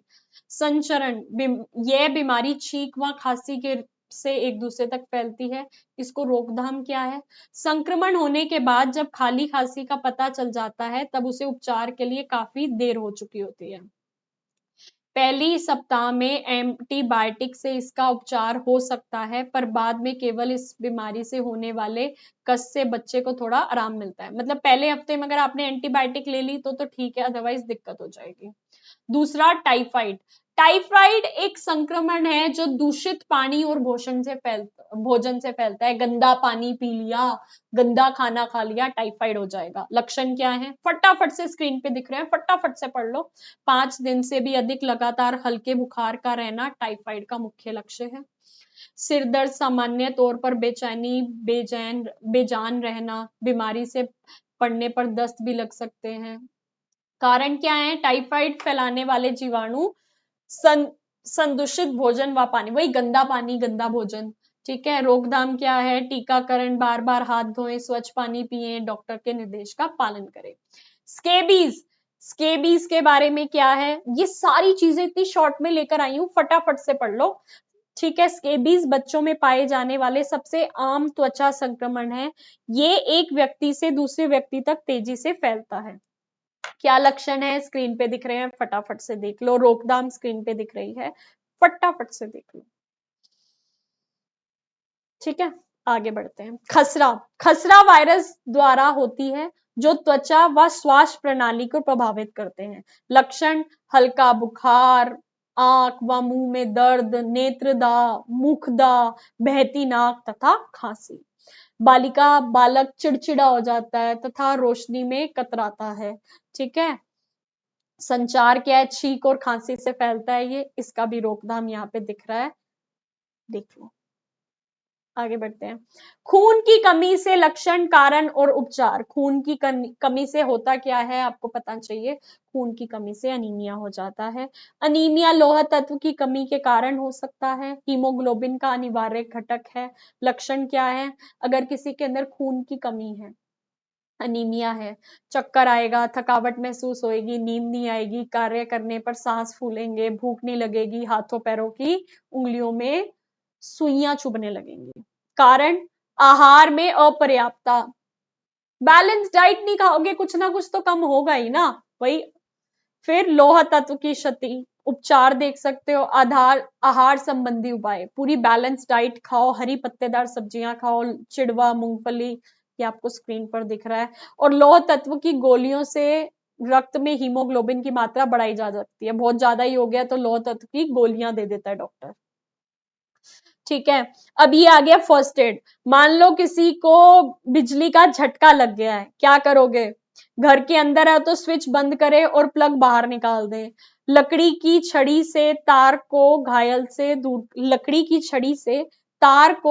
व्यक्ति से दूर कर दे। घर के बाहर हो तो बहुत सावधानी से लकड़ी की छड़ी से तार को घायल व्यक्ति को दूर कर दें। अपना भी ध्यान रखें, खुद को ना करंट लग जाए। रबड़ के दस्ताने पहने, ठीक है, और वो करें। उसके बारे में बताया हुआ है कैसे कैसे क्या होता है।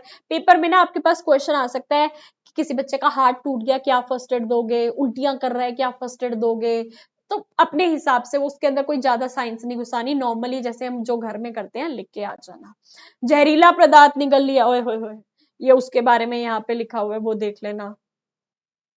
आगे चलते हैं। नीचे गिरना और हाथ की हड्डी टूट जाना, देख लो क्या कर सकते हो, बहुत ही इजी इजी से उपाय है। मेरा मेन मोटिव है इंपॉर्टेंट और डिफिकल्ट वाले क्वेश्चंस आपको कराना, ये आप देख लो। ये आप क्या देख रहे हो कि नीचे गिर गया और हाथ की हड्डी टूट गई, तो क्या क्या लिख सकते हैं। ठीक है। अल्प व सीमित बीमारी के कोई 4 लक्षण। अल्प व मध्यम स्तर, अगर थोड़ी बहुत बीमारी है तो उसके क्या लक्षण होंगे, देख लो। जब बालिका खेले नहीं और निष्क्रिय रहे, थकी पड़ी हूं मैं नहीं खेल सकती, मैं नहीं काम कर सकती, तो समझ जाओ बच्चे को थोड़ी बहुत बीमारी है। जब वह निरंतर रोती रहे, चिड़चिड़ी हो जाए, जब आपका बच्चा बार बार रोता रहे, चिड़चिड़ा हो जाए, समझ जाओ बीमार है। जब उसे शरीर में कहीं दर्द हो, जब उसके शरीर में कहीं सूजन हो, हर वक्त थका थका सा महसूस हो, खाना खाने से इंकार करे, त्वचा पर बुखार के साथ बगैर बुखार की दरारें हो और सर्दी जुकाम हो, तो मतलब समझ जाओ आपका बच्चा थोड़ा सा बीमार है। बीमार बच्चे की देखभाल के नियमों पर चर्चा कीजिए, देख सकते हो आप क्या बीमार बच्चे की देखभाल के लिए क्या क्या कर सकते हो, बहुत ही इजी सा है, नॉर्मल भाषा में भी लिख के आ सकते हो। ठीक है। फिर भी देख लो, आगे चलते हैं। वृद्धि अनुवृक्षण, बहुत ही इंपॉर्टेंट क्वेश्चन है ना? Most most most important question. वृद्धि अनुवृक्षण की परिभाषा बताइए। छोटे बच्चे की वृद्धि की निगरानी के लिए इस्तेमाल होने वाले वृद्धि चार्ट का वर्णन कीजिए। अब ये क्वेश्चन थोड़ा लंबा चलेगा तो धैर्य पूर्वक सुन लेना। वृद्धि का अर्थ है, जब भी आप मुझसे नोट्स परचेज करोगे ना, पर सब्जेक्ट 100 रुपीज, तीनों सब्जेक्ट 300, इसके अंदर सारे इंपॉर्टेंट चीजें, कुछ जो इसमें अभी नहीं भी पढ़ाई गई वो भी होंगी। इंग्लिश मीडियम के अलग है, हिंदी मीडियम के अलग है। हर बार पेपर से पहले ये अपडेट होते हैं। कोई आपको कहता है हमारे ग्रुप में किसी ने सिमरन मैम के नोट्स डाल दिए, तो उनपे कृपया करके भरोसा मत करना। मैंने नोट्स बनाए हैं, मेरे अलावा और किसी व्यक्ति को नहीं पता कि कितने इंपॉर्टेंट क्वेश्चन मैंने किस पीडीएफ में डाले हैं। तो कोई म्यान व्यक्ति आपको ये कह देता है ये एक पीडीएफ पढ़ लो सिमरन मैम की है, तो कृपया करके उनकी बातों पर विश्वास मत करना। क्योंकि कितनी पीडीएफ बनाई है, कितने पेजेस की पीडीएफ है, ये सिर्फ और सिर्फ मुझे पता है ना? तो जब आप वो हमारे नंबर से परचेज करोगे तभी आपको लेटेस्ट मिलेगी, वरना किसी ने मेरे कोई पुराने 2 साल पुराने नोट्स दे दिए तो कोई फायदा नहीं है। वृद्धि का अर्थ है सजीव वस्तु के आकार और भाव में निश्चित बढ़ोतरी। बच्चे का नियतित रूप से वजन लेने से आपको उसकी वृद्धि के स्वरूप के बारे में पता चलेगा। प्रारंभिक बाल्यावस्था में वृद्धि तीव्र गति से होती है, परंतु इस तीव्र वृद्धि के कारण बच्चा अपर्याप्त आहार या रोगों से अधिक तथा जल्दी प्रभावित होता है। ये आपको कुछ बातें दिख रही हैं, इन बातों को देख लो। मैं आपको यहाँ पे बताती हूँ वृद्धि अनुवृक्षण, ये देख लो, बहुत इंपॉर्टेंट क्वेश्चन है। एक बार पढ़ लो इसको, स्क्रीन पर आपको दिख रहा है, शांति से पढ़ लो। मैं आपको समझाने वाली बात पर आ जाती हूँ। वृद्धि अनुवृक्षण वृद्धि का नियमित रूप से मापन है, जिसमें माता अपने बच्चे में वृद्धि के होने या ना होने का पता लगा सकती है तथा बच्चे की नियमित वृद्धि को बनाए रखने और बच्चे को स्वास्थ्य रखने के लिए उचित तथा व्यवहारिक निर्देशक और सलाह प्राप्त कर सकती है। ठीक है, ये देखो, छोटे बच्चे की वृद्धि की निगरानी के लिए वृद्धि चार्ट का प्रयोग। वृद्धि चार्ट का कैसे प्रयोग होगा वो समझा रही हूं, उसके बाद वृद्धि चार्ट दिखाया जाएगा। वृद्धि चार्ट में आप समय के साथ साथ भार में हुए परिवर्तन को अंकित कर सकते हो, कैसे टाइम टू टाइम बच्चे का वेट बढ़ रहा है। भार का अनुवीक्षण तथा विश्लेषण कर सकते हैं। वृद्धि चार्ट की मुख्य विशेषता ग्राफ है, जो कि आगे दिखाएंगे, जिस पर भार को आयु के अनुरूप अंकित किया जाता है, ताकि ग्राफ पर अंकित बच्चे विशेष की भार की तुलना मापन किए जा सके। चार्ट के बिल्कुल ऊपरी बाईं तरफ एक बॉक्स है, यह सूचना संबंधी बॉक्स है, जिसमें बच्चे का नाम, लिंग, माता पिता का नाम आदि लिखा जाता है। वृद्धि चार्ट में क्षैतिज रेखाएं, हॉरिजॉन्टल लाइंस हैं, जो कि एक सिर से दूसरे सिर की ओर, बाएं से दाएं की ओर जाती हैं। लंबवत खड़ी हुई रेखाएं, वर्टिकल लाइंस, जो कि ऊपर से नीचे की तरफ जाती हैं। अभी चार्ट के थ्रू समझाऊंगी। लंबवत खड़ी रेखाएं बच्चे की आयु को दर्शाती हैं तथा क्षैतिज रेखाएं भार को। भार y कक्ष की तरफ किलोग्राम में लिखा जाता है, आयु x कक्ष की तरफ दर्शाई जाती है। चार्ट की निचली ओर 5 सोपान है, प्रत्येक सोपान बच्चे की 1 वर्ष की आयु को दर्शाता है। ठीक है, अब आपको चार्ट दिखा देते हैं। बहुत ही प्यार से ये चार्ट समझना, क्योंकि मेरे अलावा तो ये कोई चार्ट को समझाएगा भी नहीं, है ना? समझाएगा कैसे, उनको खुद नहीं पता होगा। ऐसे आप एक चार्ट बनाओगे, बस ऐसे चार्ट बनाकर आना, लाइनें वाइनें इतनी गिनने की जरूरत नहीं है। सबसे ऊपर एक बॉक्स बना, नाम, लिंग, पिता का नाम, माता का नाम, परिवार सर्वेक्षण रजिस्टर का नाम। इधर आपने 1 box, 2 box, 3 box, 4 box, 5 box बना देते हैं। यहां पर आपने लिख दिया 1 साल, यहां लिख दिया 2 साल, यहां लिख दिया 3 साल, यहां लिख दिया 4 साल, यहां लिख दिया 5 साल।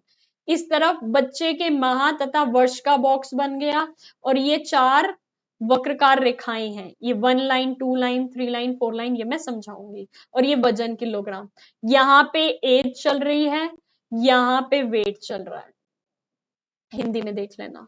ठीक है, वजन व जन, और यहाँ आयु। ठीक है, ठीक है। सूचना बॉक्स, फिर 1 साल, 2 साल, 3 साल, 4 साल, 5 साल, ऊपर लिख देना जन्म से 5 साल तक की बच्चे के लिए वृद्धि चार्ट। अब हम इस सबको हटा के इन लाइनों का खेल आपको समझाएंगे। इन लाइनों का खेल आप समझ गए तो समझ लो आपने जंग जीत ली। तो क्या आप तैयार हैं जंग जीतने के लिए? ठीक है जी। अगर बच्चे की ये वाली लाइन आ जाती है, यहां लाइन 1 है, इससे ऊपर वाला एरिया सारा क्या है? सामान्य है। ठीक है। दूसरा, ये इन दोनों के बीच का एरिया, ये श्रेणी 1 आ जाता है। ये पहली लाइन, ये दूसरी लाइन, ये तीसरी लाइन, ये चौथी लाइन। इससे पहली लाइन से ऊपर वाला एरिया जो मैंने ग्रीन मार्क करा है, ये सामान्य के अंदर आ जाता है। ये जो मैंने येलो से मार्क करा है 1 और 2 के बीच में, ये श्रेणी 1 से आ जाता है। अब श्रेणी 1 का क्या मतलब है आगे बताऊंगी। लाइन 2 और लाइन 3 के अंदर आता है तो ये श्रेणी 2 के अंदर आ जाता है। ठीक है। लाइन 3 और 4 के अंदर आता है पिंक वाला आ जाता है तो ये श्रेणी 3 के अंदर आ जाता है। किसके अंदर आ जाता है? श्रेणी 3 के अंदर आ जाता है। और 4th लाइन के नीचे आता है तो श्रेणी 4 के अंदर आ जाता है। सामान्य, श्रेणी 1, श्रेणी 2, श्रेणी 3, श्रेणी 4। ठीक है। ऐसे आपका चार्ट पेपर में दिखना चाहिए अगर आप बनाकर आ रहे हो तो। ये जो मैंने मार्क करा है सब हटा रही हूँ, स्क्रीनशॉट लेना है स्क्रीनशॉट ले लो, जो करना है कर लो, बना के देखना है घर पे बना के देख लो, डिट्टो ऐसा आपका चार्ट बन जाना चाहिए। ठीक है। इसमें अगर कोई गलती करेगा तो बहुत पिटाई हो जाएगी, है ना। आगे समझते हैं इस चीज को, बहुत ही इंपॉर्टेंट चीज है। क्या कह रहे हैं? जब बच्चे का भार ऊपर की पहली रेखा तथा दूसरी रेखा के बीच में आता है, अर्थात जब भार मानक भार के 80% से कम तथा 70% से अधिक है, तो यह दर्शाता है कि बच्चा प्रथम श्रेणी से कुपोषण, अल्प कुपोषण से ग्रस्त है। मतलब थोड़ा सा कुपोषण है। उदाहरण, ये उदाहरण दिया हुआ है समझने के लिए कि कितने साल का बच्चा किस जगह में कहां आ रहा है, लर्न कर लो, बस लर्न करना काफी है। जब बच्चे का भार दूसरी व तीसरी रेखा के बीच में आता है, अर्थात मानक भार के मतलब एवरेज जो भार है उसके 70 to 60% के बीच में होता है, तो बच्चा द्वितीय श्रेणी से कुपोषण मतलब मध्यम कुपोषण है, थोड़ा ज्यादा अब उसको कुपोषण हो गया है। ठीक है।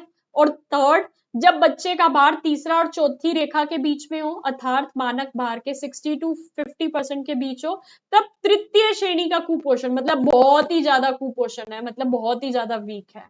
और जब भार चौथी रेखा से नीचे आए तो समझ लो बेड़ा गर्क हो गया, है ना। खतरे का सूचक है कि इतना कमजोर बच्चा, अरे भाई इसको तो बड़ा सारी चीजें खिलानी पड़ेंगी। ठीक है। तो ये देख लेना, फिर से दिखा रही हूं ये वाला आंसर, रट लो रट लो रट लो।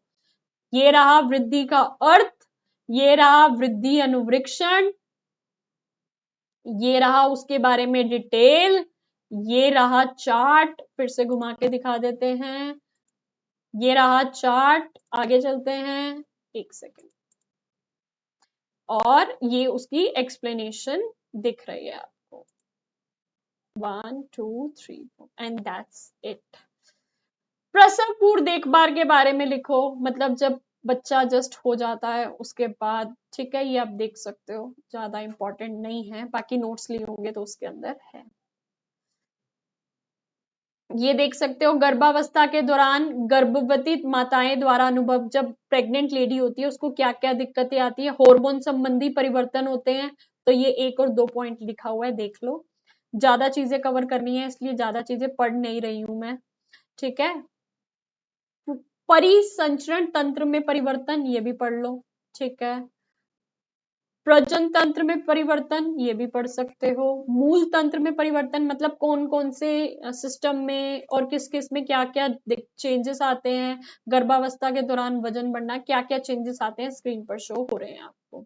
त्वचा में परिवर्तन आ गया, द्रव्य संतुलन में परिवर्तन आ गया, स्क्रीन पर शो हो रहे हैं, देख लेना।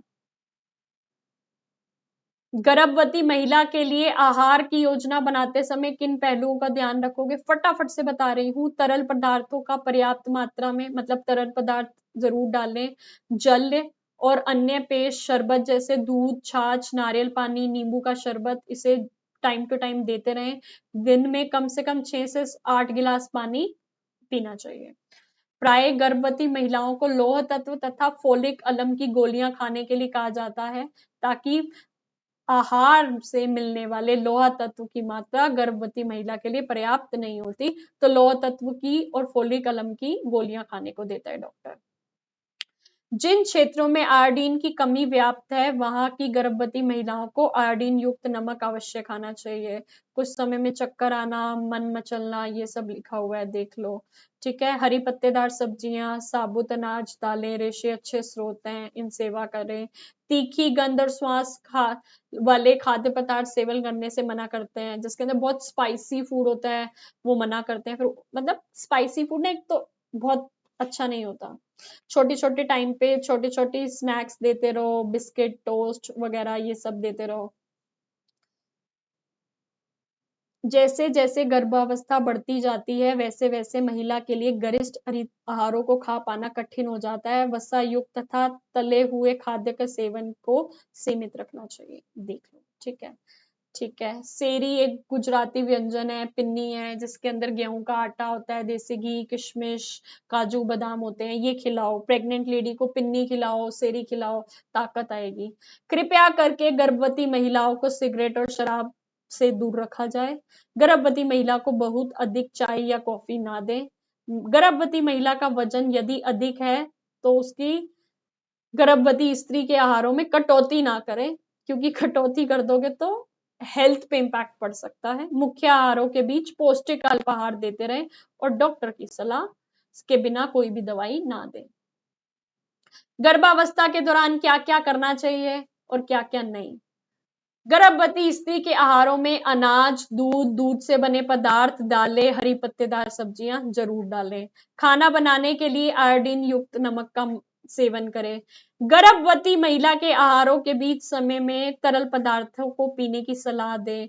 दूसरे तिमाही से ही गर्भवती स्त्री को लौह तत्व और फोलिक अम्ल की गोलियां दें। मुख्य आहारों के बीच पौष्टिक अल्पाहार दें। गर्भवती महिला के लिए क्या ना करें, मतलब गर्भावस्था के दौरान क्या क्या चीजें नहीं करनी। अधिक श्वास वाले भोजन ना परोसें। तीखे, मसालेदार, तले हुए, अधिक वसा वाले पदार्थ मत दो। सिगरेट, शराब पीने से मना करो और डॉक्टर की सलाह के बिना कोई दवाई मत दो और ज्यादा चाय कॉफी भी मत पिलाओ। गर्भावस्था के दौरान खतरे के कारक। योनि से होने वाला रक्तस्राव बहुत हार्मफुल है। अगर एक प्रेग्नेंट लेडी अगर उसकी योनि से रक्त रसाव हो जाता है तो बच्चे की हेल्थ पे फर्क हो सकता है, कोई दिक्कत आ सकती है। गर्भावस्था के दौरान अविश्वक्ता, अनीमिया, पॉलीहाइड्रोमिस और अपर्याप्त गर्भ स्थिति, ये आपको स्क्रीन पर दिख रहे हैं, देख लो, बस पढ़ लो, सफिशिएंट रहेगा।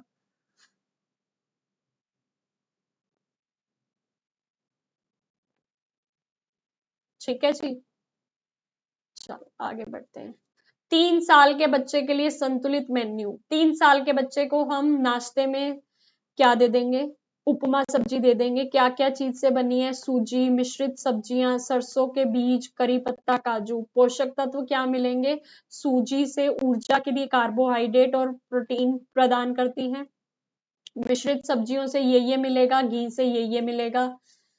फिर आगे मध्यम सुबह का खाना, केला और 1 गिलास दूध दे दिया, उसका क्या क्या लाभ है ये आप स्क्रीन पे देख सकते हो। दोपहर के भोजन में दही के साथ दाल खिचड़ी दे दी, उसका क्या क्या लाभ है आप देख सकते हो। मध्यम दोपहर मिश्रित फल का सलाद दे दिया, उसका भी बेनिफिट आप देख सकते हो। रात के भोजन में पनीर करी के साथ रोटी, हल्की पकी हुई सब्जियां दे दी और उसका लाभ आप देख सकते हो। ठीक है। भूमिका का वर्णन कीजिए। चलो ये अभी इतना इंपॉर्टेंट नहीं है। स्तनपान कराने का महत्व। स्तनपान कराने का क्या महत्व होता है? माँ का दूध जन्म से लेकर 4 से 6 महीने तक की आयु के शिशु की जरूरतों के लिए आवश्यक सभी पोषक तत्वों का सही मात्रा में व अनुपात में प्रदान करने का प्राकृतिक तरीका है। जब आपका बच्चा पैदा होता है, उसकी जो भी न्यूट्रिशनल नीड्स होती हैं, वो जो बच्चा माँ की दूध पीता है, माँ का दूध पीता है, उससे वो सारी की सारी नीड्स फुलफिल हो जाती है। ये एक प्राकृतिक तरीका है। बच्चा अगर माँ का दूध पिएगा तो हेल्दी रहेगा, बीमारियों से दूर रहेगा, सारी नीड्स उसकी फुलफिल हो जाएंगी। गाय, भैंस या पाउडर से तैयार दूध की तुलना में माँ का दूध आसानी से पच जाता है।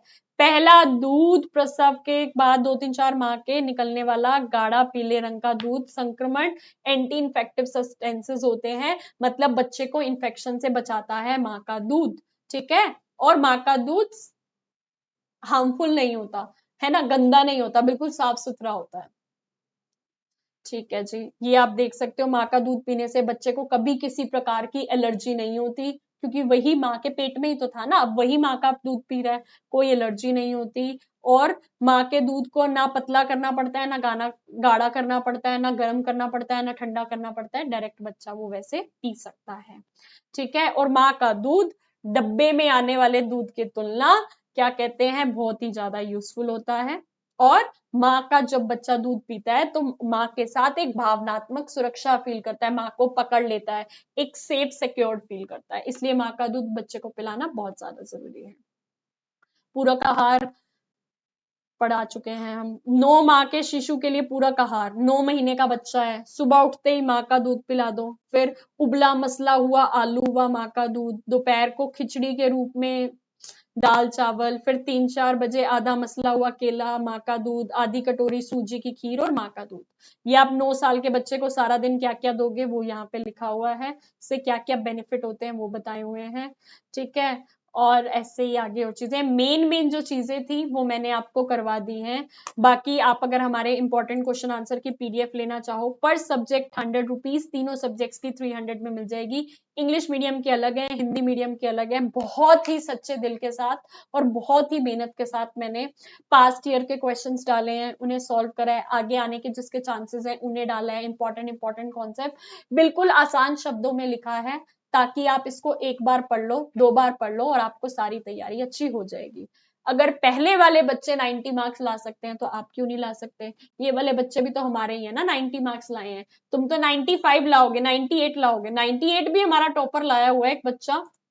अगर मैं यहाँ आंसर शीट्स की बात करूं तो 90 वाला बच्चा, 98 मार्क्स लाने वाला भी हमारा बच्चा है, जो कि टॉपर्स हमारे ही जाते हैं। पढ़ा मैं रही हूँ तो और कोई पढ़ा ही नहीं रहा तो फिर फायदा क्या है ना। पढ़ा हम रहे हैं, अच्छा पढ़ा रहे हैं, सच्चे दिल से पढ़ा रहे हैं, और आप भी सच्चे दिल से पढ़ रहे हो, तो देखो 98 90 मार्क्स प्रोजेक्ट में कितने अच्छे अच्छे मार्क्स आए हुए, 90s 97। बच्चे कहते हैं मैम प्रोजेक्ट में फेल हो जाते हैं, हमसे प्रोजेक्ट लेते हैं जो बच्चे 97 95 94 93 बहुत आसानी से लेते हैं। अगर आप किसी भी सेशन के स्टूडेंट हो, इग्नू से कोई भी कोर्स कर रहे हो, असाइनमेंट लेना चाहते हो, प्रोजेक्ट लेना चाहते हो, अपनी एग्जाम्स की तैयारी के लिए इंपॉर्टेंट क्वेश्चन आंसर लेना चाहते हो, लेवल अप लर्निंग का कॉन्टेक्ट नंबर स्क्रीन पर शो हो रहा है, इस पे कॉन्टेक्ट करके ले सकते हो। नोट्स मैंने आपको जितना ज्यादा हो सका 1 घंटा 15 मिनट की वीडियो में जितना ज्यादा मैं पढ़ा सकती थी पढ़ाने की कोशिश की है। ये है हमारा प्यारा सा लेवल अप लर्निंग सिमरन के नाम से यूट्यूब चैनल, सब्सक्राइब नहीं किया तो सब्सक्राइब कर लेना। प्लेलिस्ट बना रखी है ढेर सारी वीडियोस की, उन्हें देख लेना। इन फ्री वीडियोस को ही 2-2 बार देख लिया तो अच्छी तैयारी हो जाएगी। सच्चे दिल से पढ़ाई करना, इन सब वीडियोस को 2-2 बार देख कर जाना, पेपर में जाओगे तुम्हारे कानों में सिमरन मैम की आवाज गूंजेगी, इतना डांट डांट के तुम्हारी सिमरन मैम पढ़ाती हैं। All the very very best, God bless you all. अच्छे से पेपर करके आना, 30 सेकंड की वीडियो बना के हमारे नंबर पे भेज देना, जब ग्रेड कार्ड आएंगे वो भी भेज देना। 80 मार्क्स से ज्यादा जो बच्चा पेपरों में किसी भी एक पेपर में या फिर प्रोजेक्ट में मार्क्स लेकर आता है, अगर पेपर में लेकर आता है या अगर प्रोजेक्ट में लेकर आता है तो अपने प्रोजेक्ट की पीडीएफ दिखा देना, आपके लिए गिफ्ट आपकी सिमरन मैम तैयार रखेंगी। All the very very best, पढ़ाई में लग जाओ, मेहनत करते रहो, क्योंकि मेहनत करने वालों को सफलता जरूर मिलती है। फटाफट से इस कोर्स को कंप्लीट करो, आगे अपनी लाइफ में बढ़ सको और आगे अच्छी अच्छी जॉब्स में जाओ। मिलते हैं न्यू वीडियो में न्यू अपडेट्स के साथ। अपना प्यार बनाए रखना, कमेंट सेक्शन में ढेरों प्यार दे देना, ताकि मैं जल्दी नई वीडियोस लेकर आऊं। Thank you so much.